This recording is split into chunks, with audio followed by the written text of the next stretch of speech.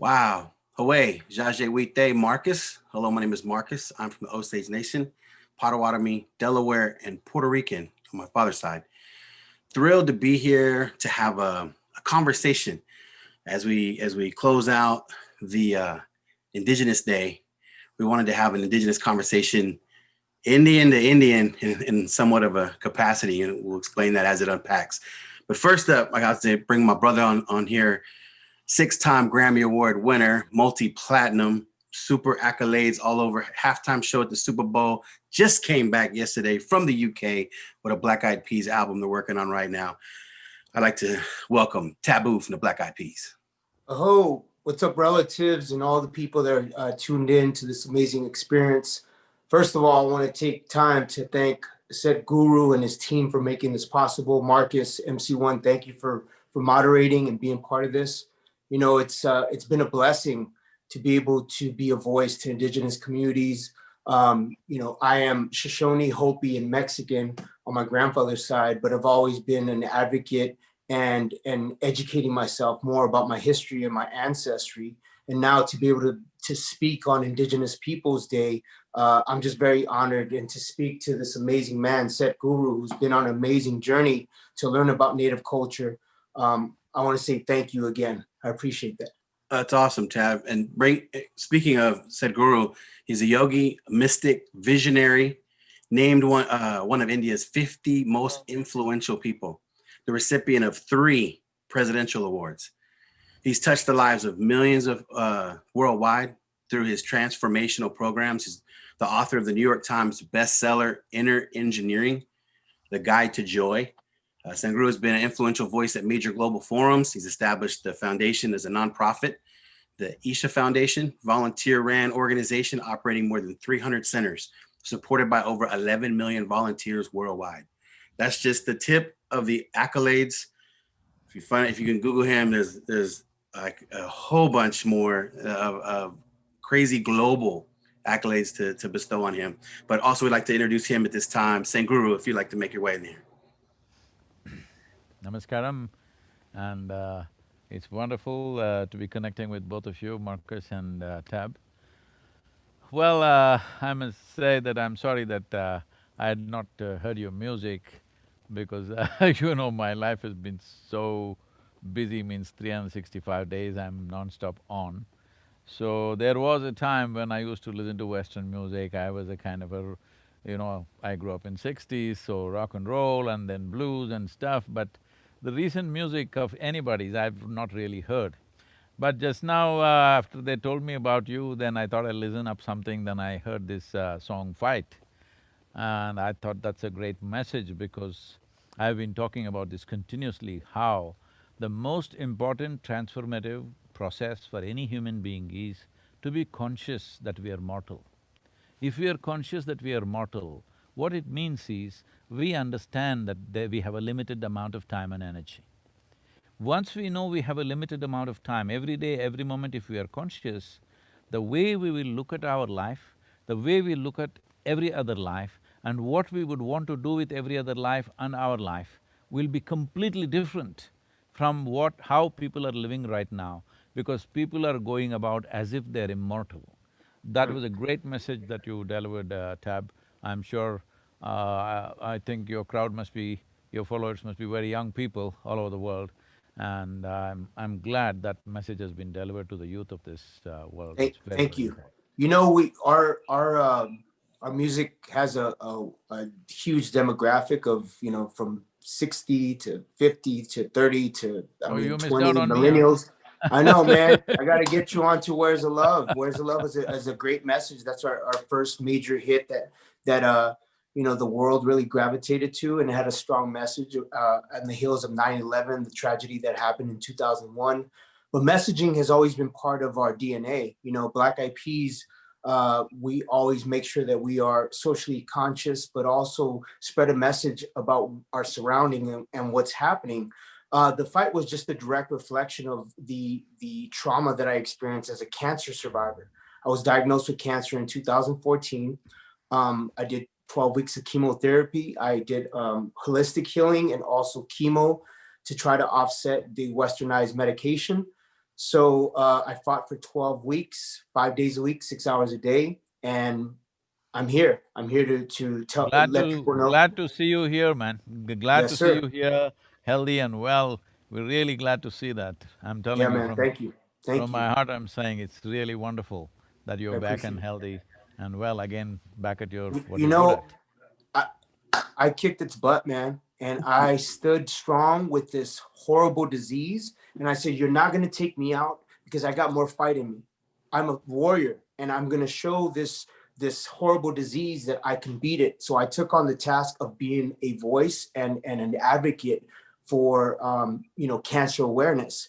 And during my healing, after I beat cancer, I went on a journey myself, kind of like what you're on, and I went to Standing Rock. And Standing Rock, being with my relatives and allies, standing in solidarity with the Standing Rock Sioux tribe, it was part of my healing process. And it taught me a lot about reconnecting with my roots, my native roots. It taught me about being a voice and an advocate for Indigenous communities. And that led me to be here speaking to you. And Standing Rock was that pivotal point to be able to have that energy and tap into that frequency of being a voice.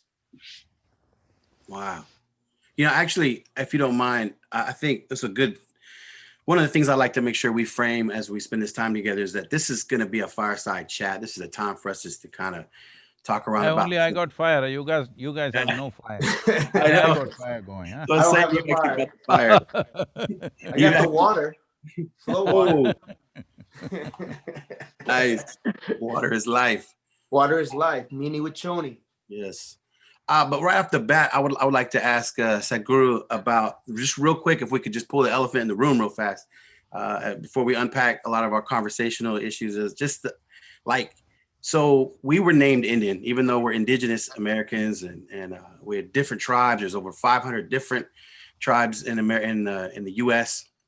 We're not all the same. There's many different diversities, and when you hear about Indigenous people of America being called Indian, and you're from India, how does that hit you, and how does that make you feel? Well, we are glad the guy didn't land in India, and I'm sorry he landed here. Oh man.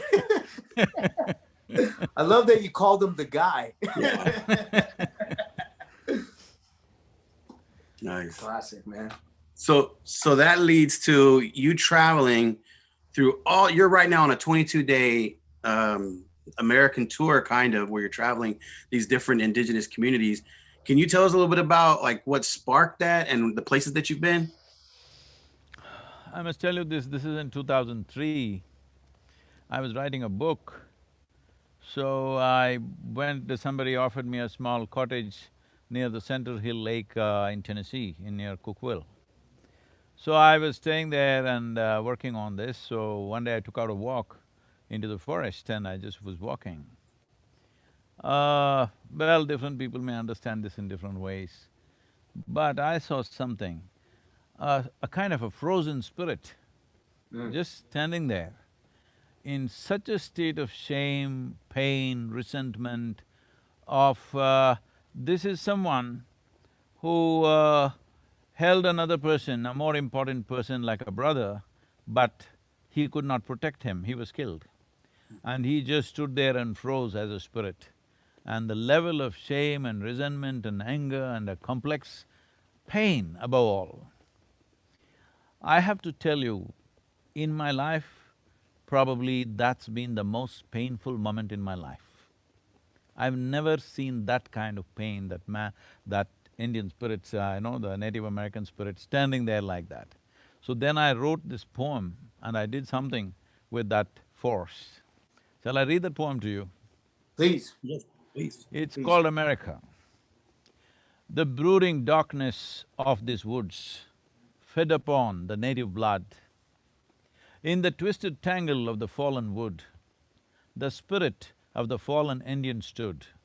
Oh brothers, your identity a mistake, those who oceans cross did make. The greed for gold and land laid waste the spirit of wisdom and grace. The children of those who by murder did take are taintless of their forefathers' mistake. But those who lived, fed upon the milk of courage and pride, stand as spirits of defeat and shame. O murdered and the murderous, Wow. embrace me, let me set your spirits to rest. So, this poem is kind of saying what happened there, but I'm telling you that was the most painful moment in my life. And on that day, I decided I should know more about what happened. And as I explored this, I realized that this region in Tennessee was called as Trail of Tears, and we were looking for a land to set up our center, and we set it up right there at the beginning of Trail of Tears. So where I've spoken about this in the past, it may be somewhere on the YouTube. I said, it is not the beauty of the place which drew me there, it is the pain of that place which drew me there, because my work, my life is to see that people can live without this pain. My entire life is just about this, that if a human being is willing, he can be beyond suffering. There are ways to do that to oneself. Only when people are beyond suffering and they know the joy of being beyond suffering, will they walk full stride, because there is no fear of suffering. And only when there is no pain and suffering in you, you will not cause that to other people. You know the value of being happy, you know the value of being joyful and peaceful. This is very, very important for every human being. People keep asking me, Sadhguru, what is the solution for this problem, that problem? I say, the problem is just this, everybody is in pursuit of happiness. They are not happy, they're in pursuit of happiness. If they were only joyful by their own nature, just look at every human being, look at yourselves, I'm saying. In a moment when you're very happy, you are a wonderful human being. The moment you're unhappy, you're capable of being a nasty human being. This is true for every human being, isn't it? Definitely. You know, So, it is that moment in 2003 that got me interested. Since then, I've been trying to look at, different aspects. Even me, I had no clue there were 500 nations, okay?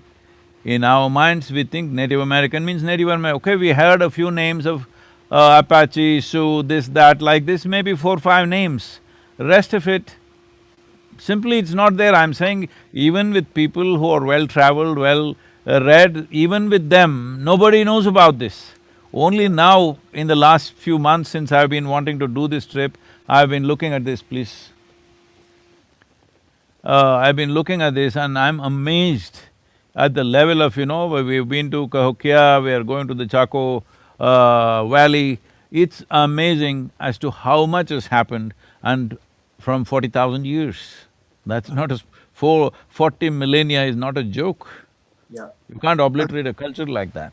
You know what? Unfortunately, here in the US, even Americans don't know what life on the res is like, or about indigenous people, or, what native people, modern day native perspectives.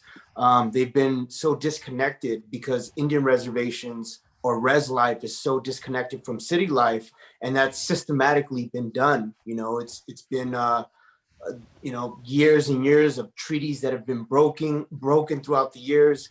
And speaking about pain, something that led me to Standing Rock was wanting to be of service and lend my art and my music to be a way to uplift the spirits of the water protectors, because that movement, Standing Rock, was started by the youth. Yes. The youth were the people that started that movement, and we led with prayer. We never led with violence. We led with prayer. We led with love. And that was my mission.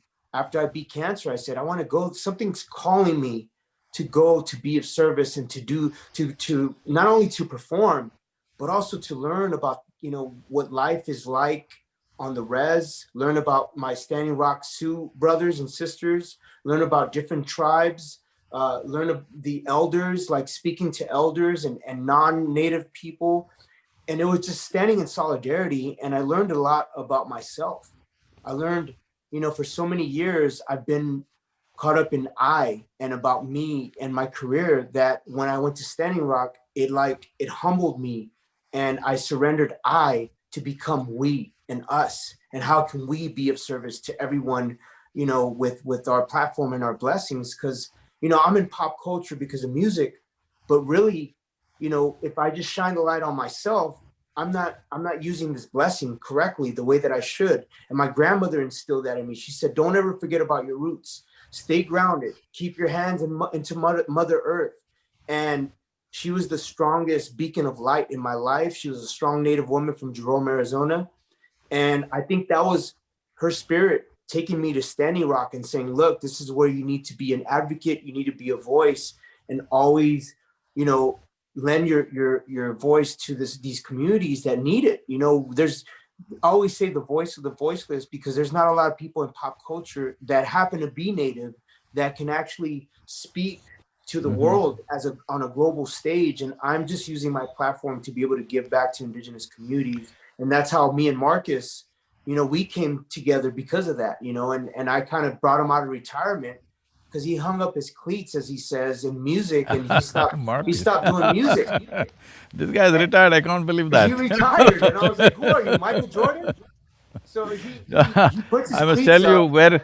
wherever reservations and other places I go, this is one question that's coming to me, Sadhguru, how should we, frame our future? What should we do, our youth? So I've been saying this exact same thing. I said it's very, very important you are part of the mainstream.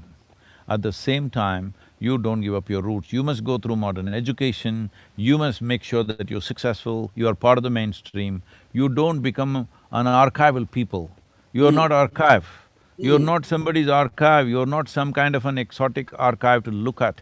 You're living people, you belong to this generation, but at the same time don't give up the roots, because if you leave your roots, the tree will anyway die, okay?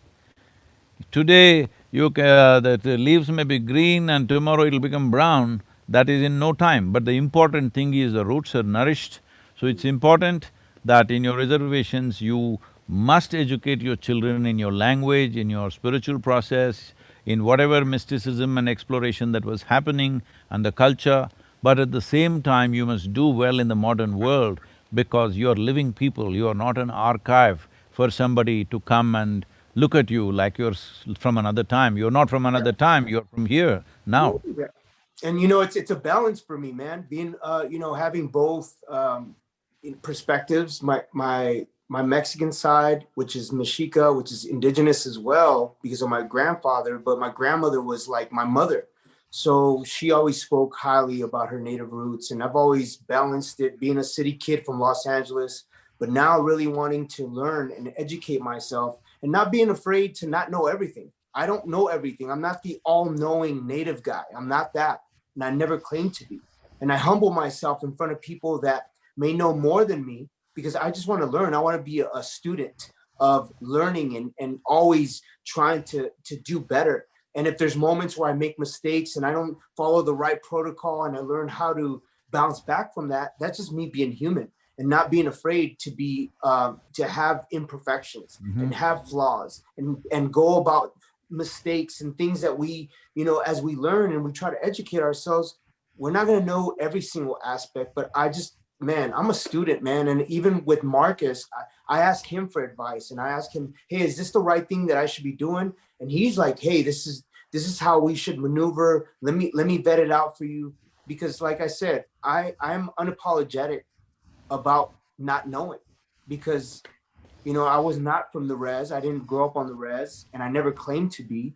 But what I do claim is that I'm a student and I love learning about my culture, love learning about, being proud about being Mexican and being Native, and learning about the indigenous sides, and always wanting to put that in the forefront, because we forget about our roots a lot of times. And that's exactly what you were saying. We're in this modern day time, we're in the US, and sometimes we get caught up in being so American that we lose track of our culture and our heritage. And that's not what I'm here for. I'm here to educate my kids, and so that they can know, look, my dad didn't just leave a catalog of music. He left a legacy of understanding his culture and being proud of both of his cultures. Wow. I do not know. I do not know is the greatest possibility. When you see I do not know, the longing to know, the seeking to know, and the possibility of knowing is alive. The moment you say I know, you're finished, you're a conclusion. Exactly. Whew. Yep. Man, That is so profound. Let's listen to the retired man. Oh, I'm just sitting here. I'm sitting here gleaning off what you guys are saying. It's so good. I was gonna pick up off on what you were talking about as far as the global perception of this romanticized view sometimes comes across as, when you think Native American or indigenous, you think of this romanticized picture of us that like there's one fit for all. But there was a study, one of the largest studies out just recently by Illuminatives, was saying that the number one challenge the indigenous communities face here in America is not diabetes or access to proper schooling or healthcare. Instead, it was invisibility, that us being removed. And I loved how you said not to be archival, not to be a museum piece, but to be active in today. Well, what kind of advice would you give someone when it comes to trying to take control of their narrative and writing their own story?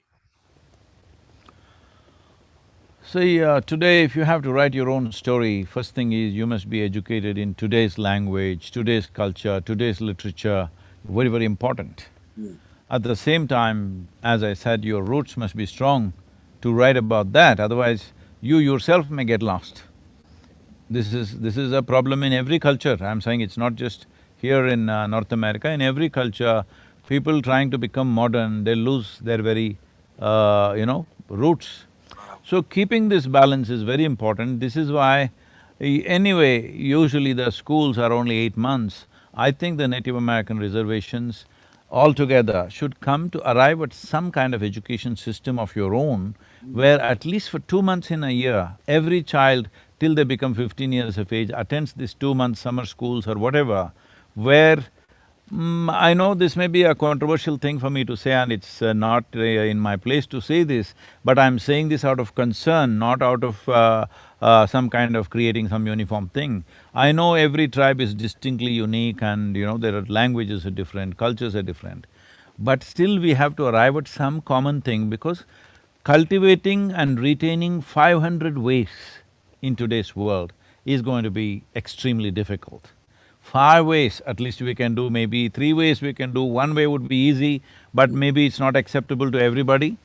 But we must arrive, the community should arrive at some kind of thing, that some common practices can be merged together and all Native American children are learning those aspects, maybe a few aspects of their specific tribe, but the larger aspect of the indigenous people must become common. Somebody should do a framework of this education, at least 2 months in a year, they must do that, and they must be proud to wear your kind of clothing, your kind of whatever, which represents your culture. I'm sure if like you are a musician, you brought this music now, suppose you get some designer or some famous people to wear those kind of clothes and go to important events, so it should become the fashion, I'm saying. Mm. It should become the fashion in United States and in the rest of the world to wear Native American kind of clothes and those aspects.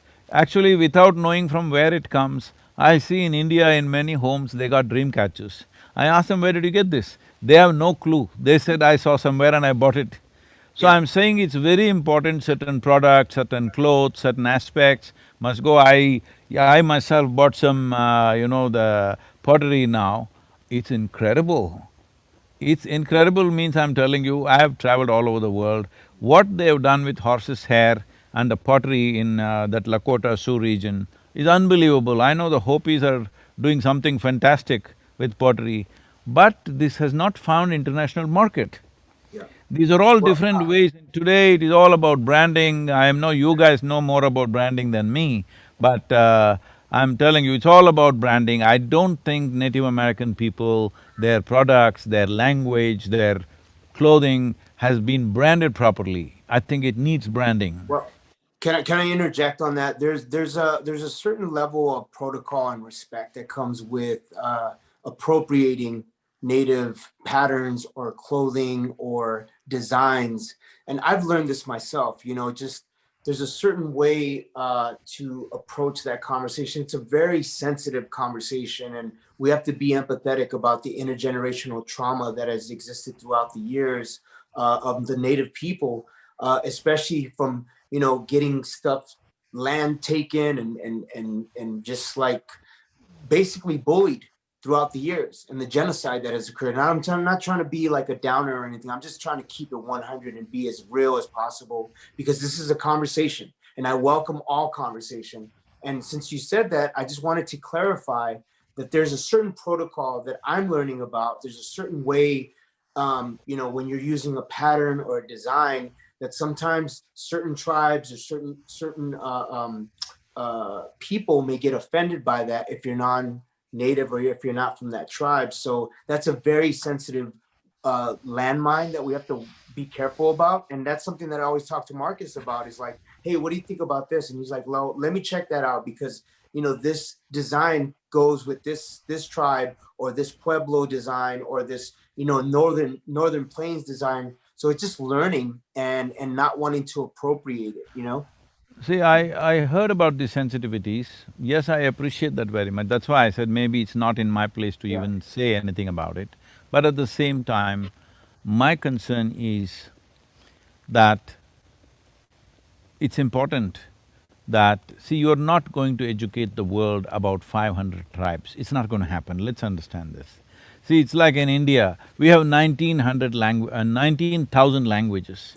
Do you believe that today in the world we can make literature out of 19,000 languages? We have reduced it to 24 or 26 now, okay? These are the 24 official languages about literature and other things are being spread.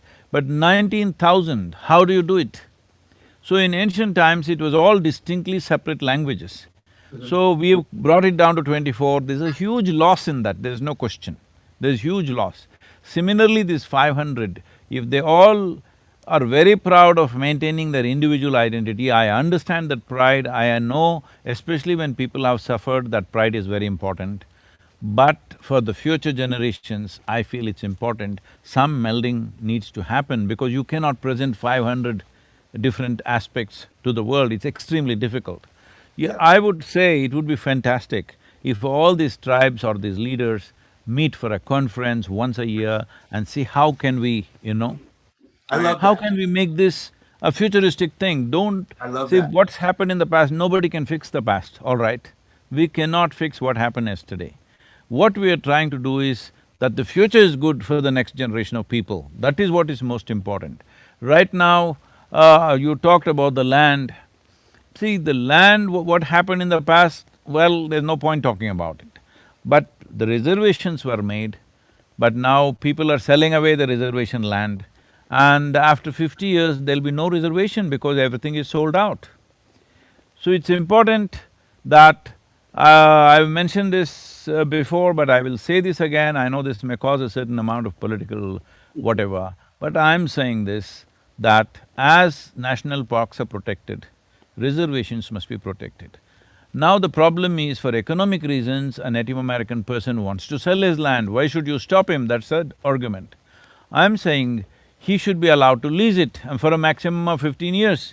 In his life, if he doesn't want to do anything, he leased it out for 15, 20 years, whatever the period they fix, is fine, but the next generation must have the land. If he sells it away, it's gone. It's gone means it's gone.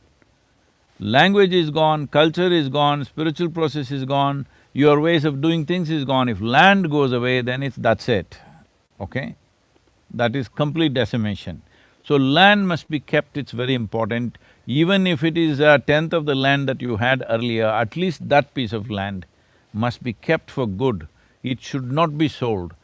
Working for a law like that would be only possible if all these 500 or whatever the significant number, maybe 100 of them, come together, hold annual conferences and demand what they have to demand. Because once the land is sold, it's finished. Man, I wish our leaders thought like you, man. We're in an effed up situation, to be honest with you, with the whole leadership of this country. And if we had more people speaking like how you think and people's in power, then we would move forward. And I think more tribal communities would feel inclusive and be part of the conversation as opposed to being separated and divided. And I think more people have to have that initial force and love and lead with love and try to bring people together, that one world mentality. because that's how we think. We think one world mentality. How do we bring people together? How do we make sure that we lead with love and not have an opposing force of negative frequencies? I just want to be positive and bring love to the world. And if that's through music, if that's through conversation and communication, I think that's the best way to approach things. And unfortunately, we're going through a situation of having an election that is going to come up November 3rd. And we need people to activate to really go out there and vote and make their part. And I'm not trying to make this a political thing, but what I do want to make is let people know how important it is to be a voice and to lead with love, so that people can have that same perspective about, hey, can we sit in a room and come up with ideas to move forward and not be so divided and separated? So that I love that. I commend you, Sadhguru, for thinking like that. I love that oneness mentality. We need more of that. Wow. I think this whole thing may be coming from the fear of what's happened in the past, which is very much understandable because of such terrible things have happened. There may be fear-based approach to this in the elderly people who were in the last generation. But this generation of people, at least the laws are now equal, all right? The Indian people or the Native American people are as much citizens of United States as anybody else. That has been leveled out now since 1978 or whatever. So now that you are this, it's very important that you must vote, because right now your numbers may not be big enough to make a difference in the presidential election, but at least in the local Senate body election, municipal elections, in this you must participate, because without participating in a democratic process, you cannot decide or determine your future. You cannot decide your destinies if you do not participate in the democratic process.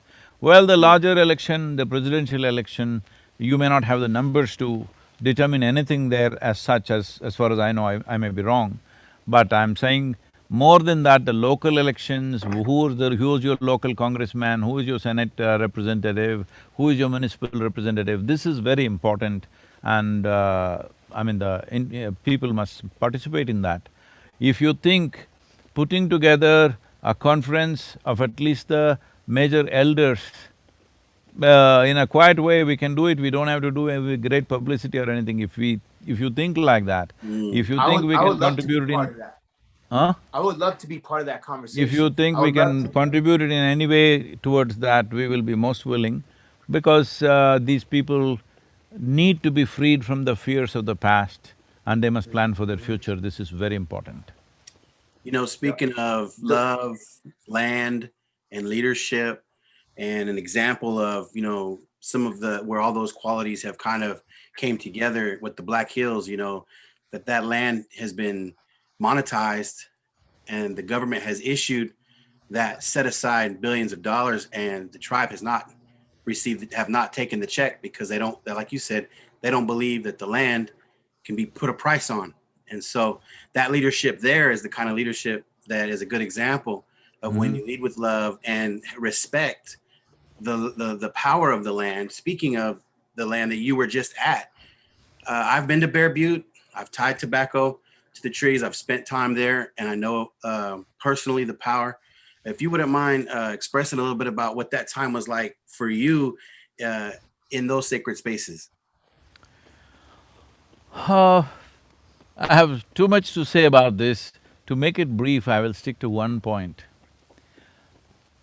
Matotipila, in my experience, in the entire North American continent, at least in United States and Canada, I would say, is probably the one most powerful space that you can see in this part of the world. Wow. It has a dimension. See, in the yogic dimension, we look at it as human body, the energetic body of the human being is like the cosmos. It has 114, energy points. Of these, 2 are outside the physical structure, rest are inside. So these 112 are made into 7 categories, which are generally in America known as 7 chakras and things like that. Of these 7, there is one in the throat region which is called as Vishuddhi. I would say for 99% of the people, This Vishuddhi remains in the seed form, it never sprouts because it is a power center. If you know something about Indian culture, the first yogi in India was called Adi Yogi, which means the first yogi. Actually, we have erected a 112 feet tall face, which is the largest face on the planet actually. I don't know if you've seen that, you can see that image in this thing, it's a 112 feet tall bust. Because he is the first yogi, to honor him, because he gave us the technologies for well-being, how to handle human well-being from within. So in this, he is also called a person who is powerful in his throat, and his throat is blue, and there's a snake around his throat, all this imagery. Why this is so is, this dimension we called Vishuddhi is one dimension which in the throat center needs maximum amount of skill and capability to evolve. What I saw, I was there on the full moon night in Matotipila. It was explosive dimension of Vishuddhi or the throat center. Anybody who has done any kind of a little bit of search in… with that energy around would naturally become an exploration of mysticism is very natural. Because this culture, the Native American culture, has not written down anything, everything is oral culture. Now if one person has realized something, unless he finds another person in the next generation to pass it on, it kind of gets lost. Which is also a good thing in a certain way, because written down distortions will happen. But when the entire culture went through an upheaval for generations of people, for probably 8 to… maybe 10 to 20 generations went through a whole upheaval, that culture could have been broken. But even now I'm saying, especially Tab, you are a singer, you must spend minimum 3 days at this Matotipila, especially on the full moon night. I'm telling you, you will realize something tremendously powerful. Anybody who realizes or opens up the throat center, their ability to connect with life… I'm saying, when I say connect with life, you can touch beyond your physical reach, literally touch. So, this dimension of life is very, very rare. There are various centers in the world which activates different dimensions, but the throat center being this powerful is hardly 2, 3 places in the entire globe, I'm telling you. I was just amazed.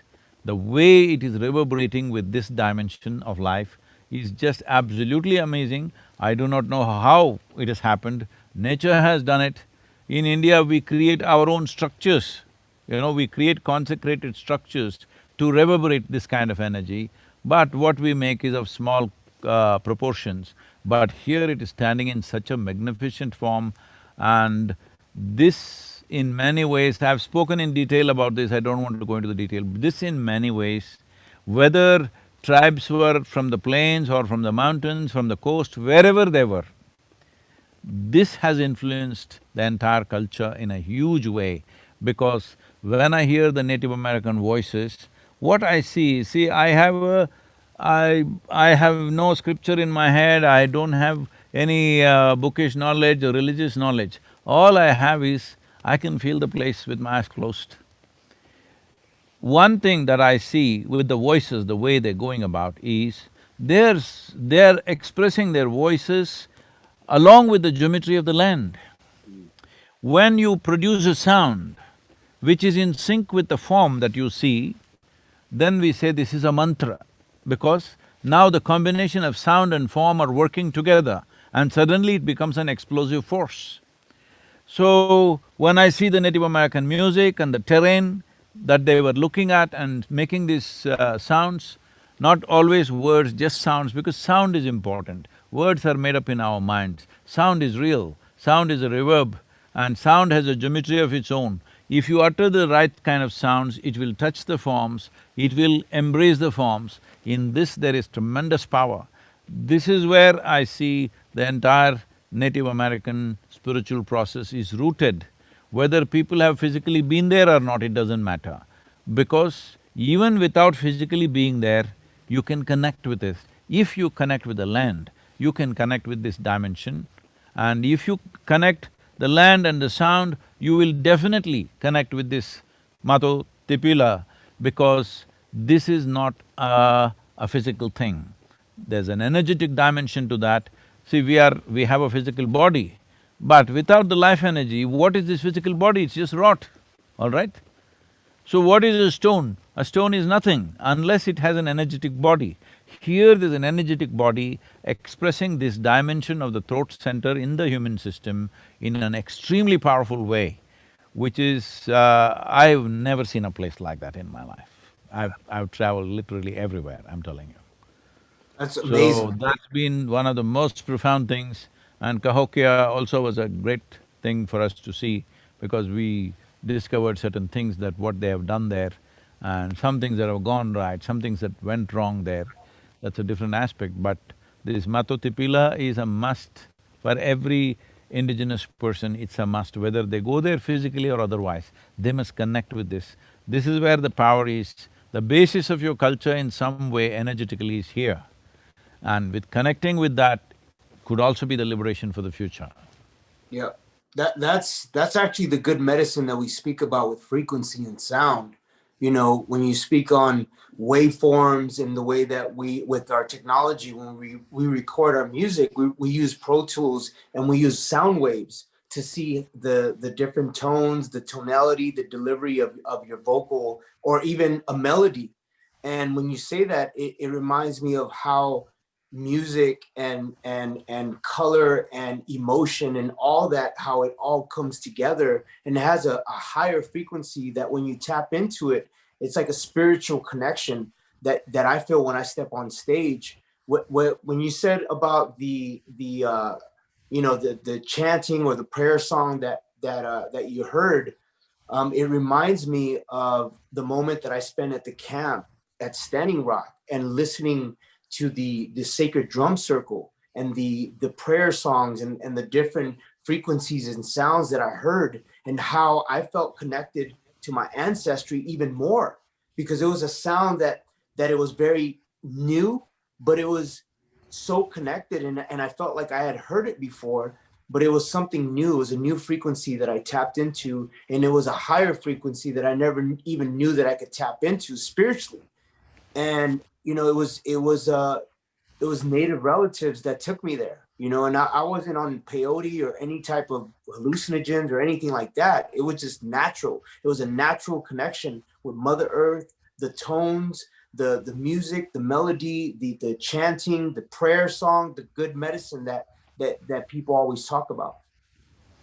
See, for every sound, if you feed a sound into an oscilloscope, it gives out a form. That means for every sound there is a form. Similarly, for every form there is a sound attached to it.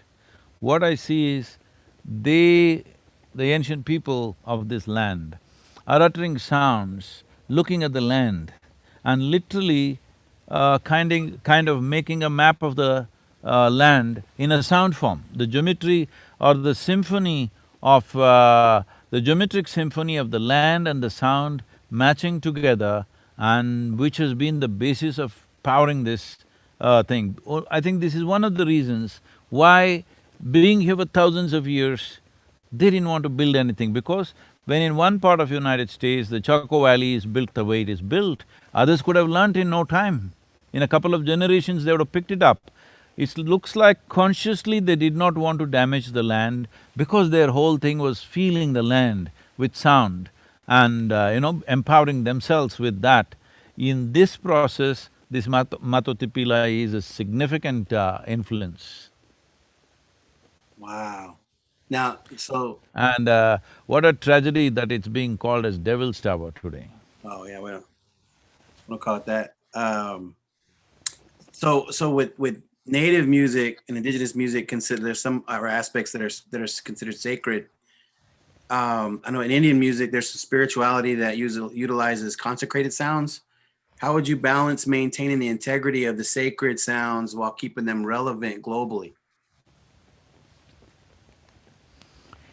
See, the power of the sound is not about ancient or modern.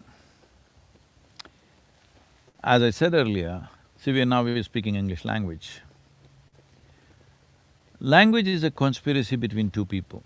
Suppose both you guys start talking in one of the native languages, I will just gape at you because it's a conspiracy between both of you, that if I utter this sound, this is what it means. If I utter the sound, that's what it means. This is how we learn language. So, words are made up by us, but sound is an existential reality.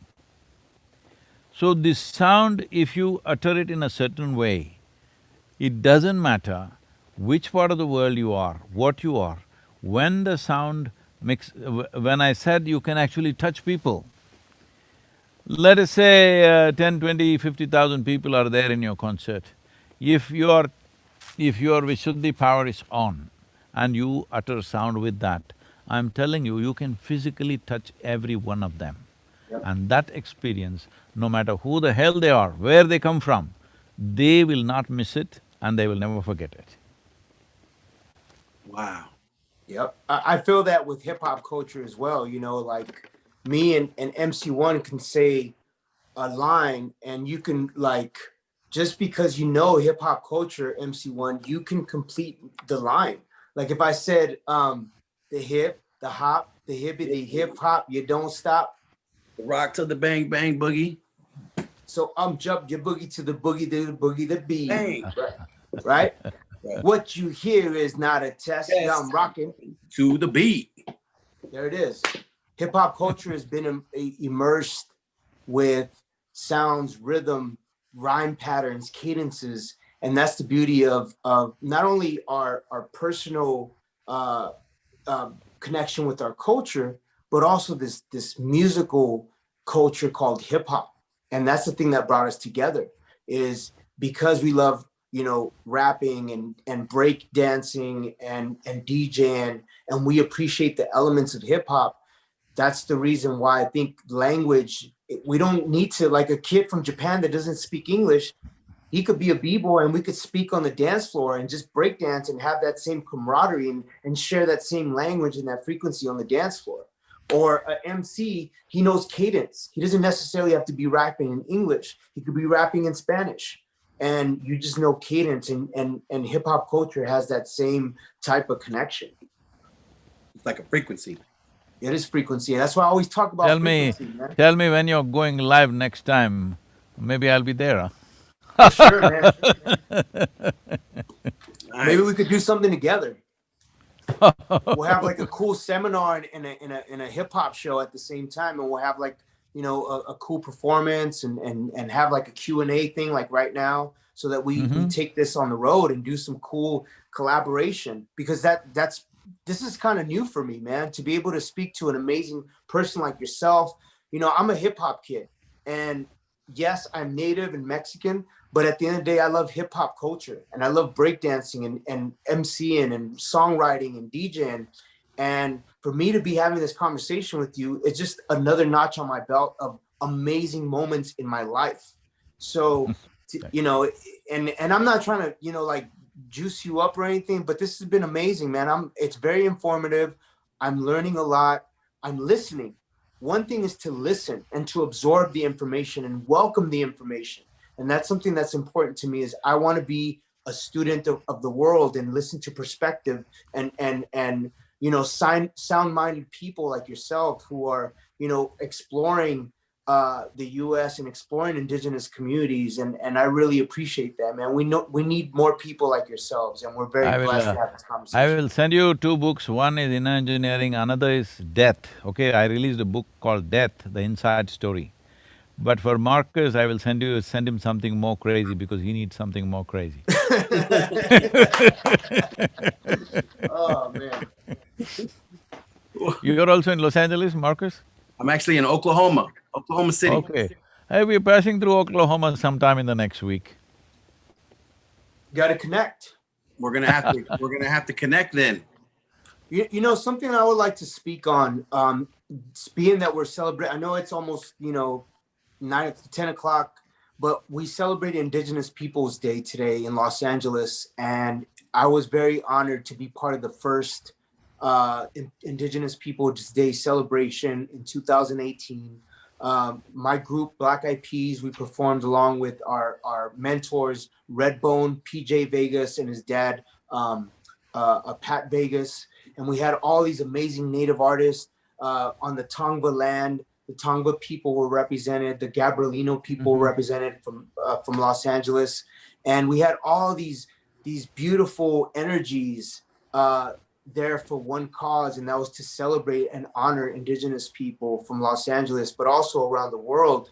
And we abolished Columbus Day here in Los Angeles. So to be able to be participating in Indigenous Peoples Day 2 years in a row, and unfortunately this year because of COVID, we weren't able to have the festival or the concert. But I just wanted to say thank you for acknowledging Indigenous Peoples Day, because a lot of people don't really know what that means. And for us, we're still trying to get the message out. We're trying to have more states and cities come along and see how we can honor the first people of this land. We are making about 10 to 12 hours of video of this travel, so many aspects of indigenous life, and we will make sure that this reaches the world to whatever extent it can, and we'll give you access to this also so that you can do what you can, because this is very important that Yes. people should know about a civilization which has existed for over 15 millennia. Is not a small thing.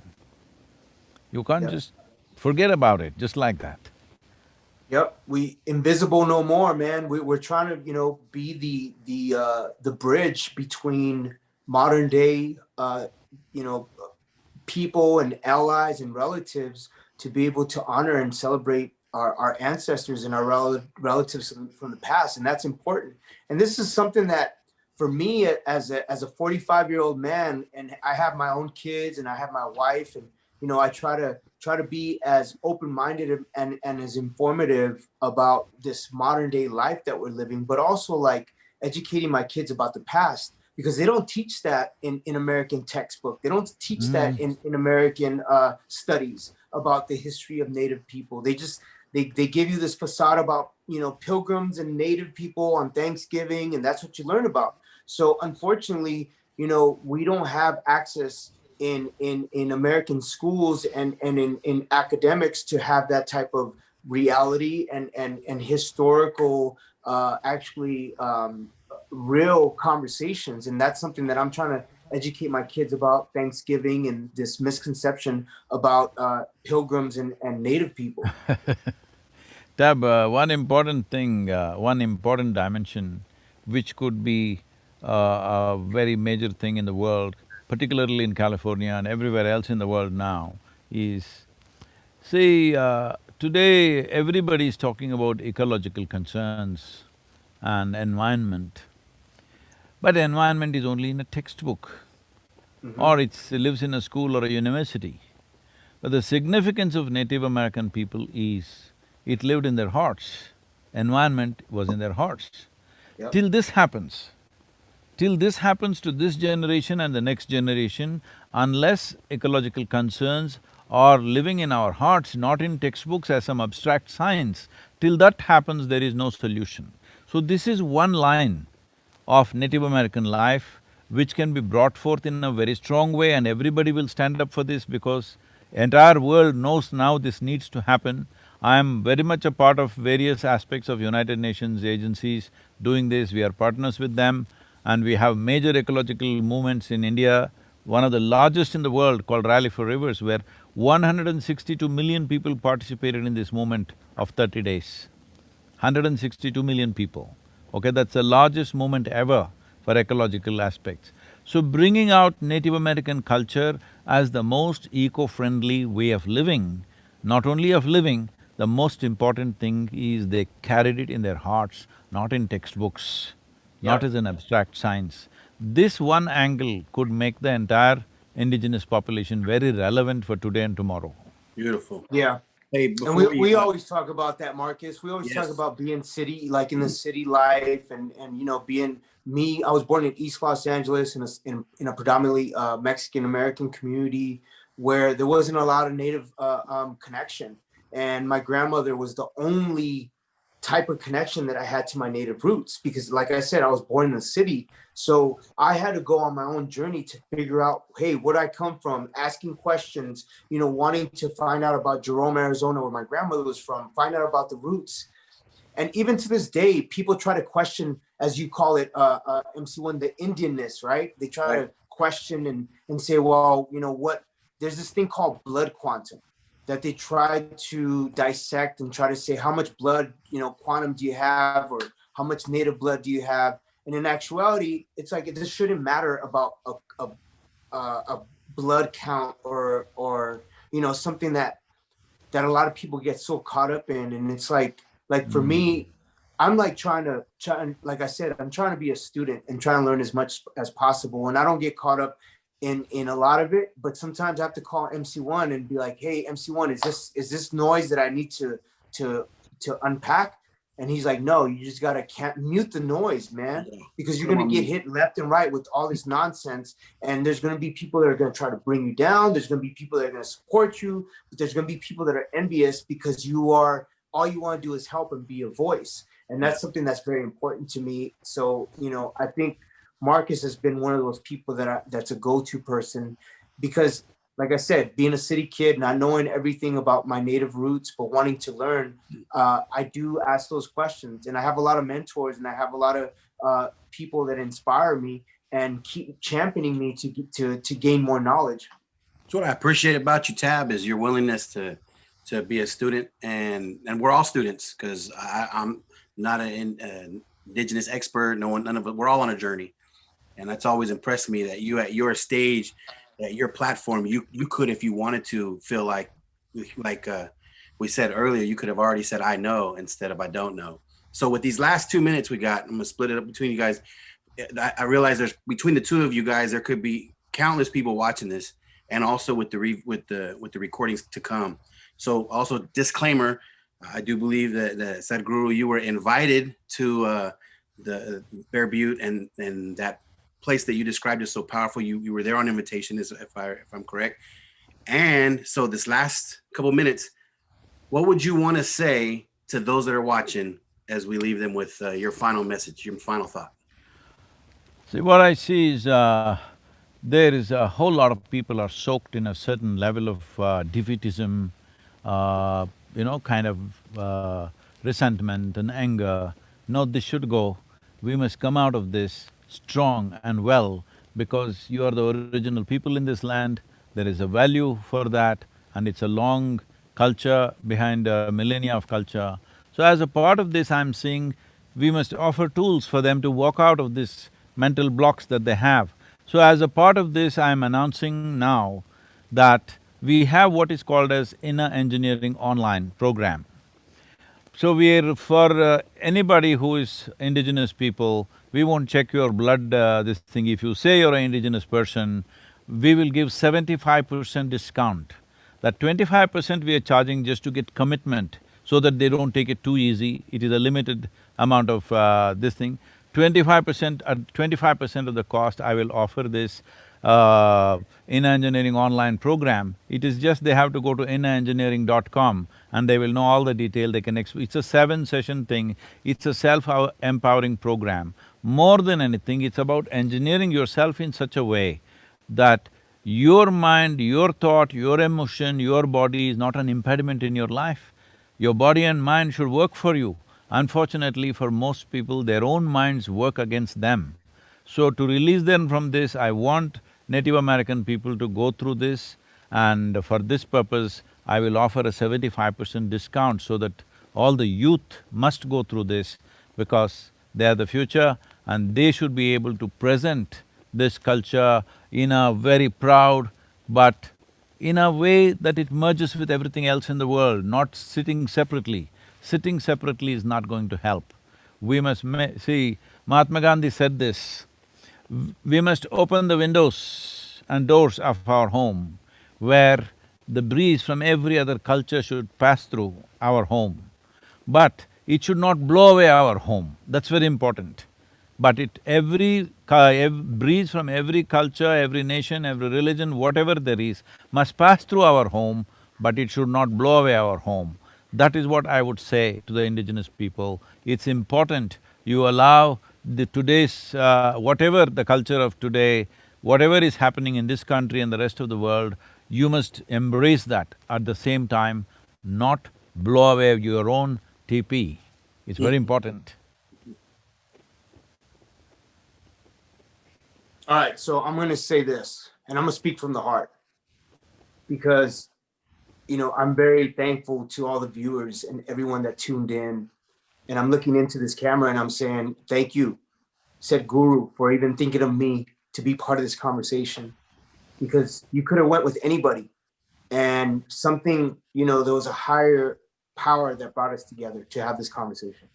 I believe in divine intervention, and this is something very divine, because just speaking to you, as the chief said, I saw your spirit and I saw how much you illuminate and how amazing, how much power you have to bring people together, to show love, to show empathy, to show respect for all these cultures and different, and wanting to learn. I feel like although you have so much wisdom, you too are a student. And I love that about you. I love the humbleness. I love the vulnerability of you as well, because with all this wisdom, I see a sense of humility with you. And I appreciate that. Because sometimes you meet people and they're sometimes they're on higher frequencies and you can't really connect with them. But the conversation was at the same level. I learned, you spoke, I spoke, and we had an amazing ping pong session, as I call it. Marcus, thank you for being a moderator. Thank you for being a brother. And I appreciate you asking those questions.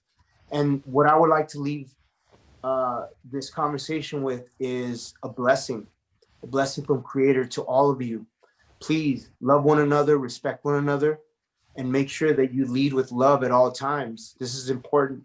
We need that more than now, because hate, we can't have that. We have to have support, appreciation. And I think if we lead by example, I think other people will appreciate and lead with you. And being a voice to indigenous people, it's been a blessing, because I learned a lot of ways to educate, but also to inspire.